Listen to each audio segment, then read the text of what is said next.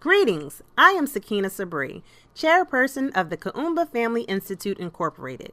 After 25 years of providing service to the community, organizing the annual International Locks Conference, offering workshops, and working with other organizations, we are seeking a permanent home. A community-based institution that will house Lest We Forget Holocaust Slave Museum, vocational training programs, an assistant living facility, and a variety of other needed services. The Kuumba Family Institute appreciates all of the support and donations. The reason Lest We Forget Museum is important because it's the only museum of its kind. And in that, what we do is we expound on the horrors of slavery. That's what it's all about, what no other museum does. So in my travels, as I travel the Southlands and throughout America, I found that no museum was saying what we said. They were skipping over it, talking about shoes and buckets and bowls and things like that. And therefore, I said no one is telling the truth and our children are dying and starving because we don't get it. What I decided to do was start the Lest We Forget Museum so you won't forget it. And I began to talk about the horrors of slavery, and I began to collect things that were germane to slavery. And that's how it all started. That's what it's all about. I started collecting about, you're talking about 50 years ago. I got my first piece when I was down south. Now, what I did, during that time, there was no time. I began to pick up things and do things. So as I traveled around with different people, they were collecting what? They were collecting artifacts for the Civil War. And as they collected, I would see shackles there, but they didn't care about them. They were throwing them aside.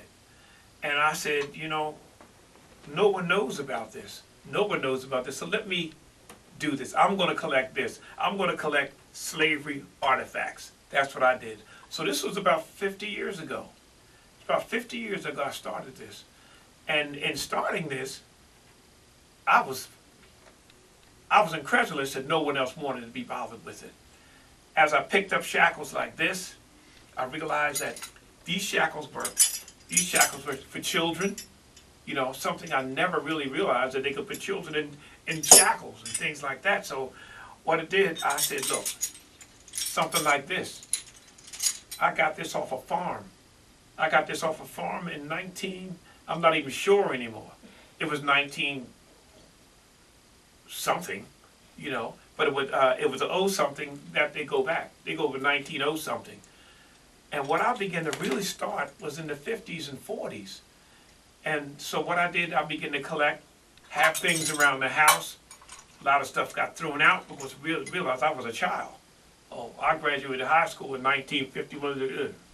And that fixed it so that I was quite old at the time.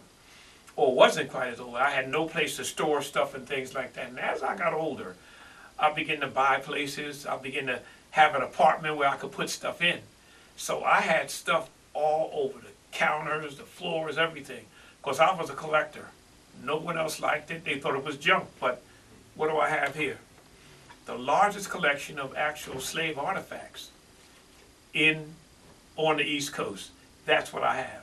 Okay? And I say not I have, it's we have. Now, this particular shackle here is for women or children. Now, it works like this. When I go to different shows, people don't know how to operate these things. So I show them how to put a shackle on someone. This part is a locking device. This goes on your ankle or your wrist. Then you take this piece right here, put it through here like this. Put it through here like this, bring it around like that, and what it does, it becomes a locking device. And you have a key. When you have a key, you put it in here, you turn it, and inside this device here is a pin. And when you pull back on this pin, you slide this in, and you release it, and it locks down. Therefore, you don't actually need a key, but this is a lockdown. This is how ingenious it was. You know, this is what they were talking about on black people. Black people were absolutely enslaved. You couldn't find a key. You couldn't find a key anywhere and say, look, this is going to be the key that we're going to remake to get you. You never got out of it unless the jailer took you out. You stayed in it. Okay, so you have to realize what all these things are all about. The reason I feel it's important to have a Lest We Forget museum in our community is because we don't know anything. We really don't know the horrors of slavery. We really don't. We don't realize the fallout from it that's going on now. We don't realize it. We are walking along as if nothing has happened, but it's still happening every day. And I have people to tell me that slavery is over. It's over. It's not going to be. You know, it's over. It is very, very important. Very important. Because again, like I said, we don't have anything in our neighborhood to tell us what happened to us. Our children are dying. But let me tell you one thing. After a while, I met the Kuumba Family Institute. They're the only ones that have decided to give us a place to have a museum. Because they're doing it. They're creating power. They're doing what we do. And when they said or asked me to come in and support it, that's what I'm doing. It's very, very important that we have it in our neighborhood. Because right now we go outside our neighborhood and do everything but glorify our neighborhood. And I've come to the conclusion that when I travel through our neighborhood, I understand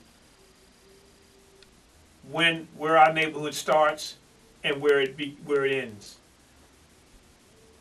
And I've said this quite a few times. You see the trash. I have a real aversion to that. It is necessary in our neighborhood to have something to tell our children and us that we need to be a whole lot better with what we're doing to clean up our act. Our act is in shambles. I see my brothers sitting on vacant lots, playing dominoes or playing cards or just doing absolutely nothing. All this black manpower doing nothing, sitting in trash. That has to stop. That has to stop. But lest we forget, and the Kuumba Family Institute, that is something that is necessary in our neighborhood. We need it.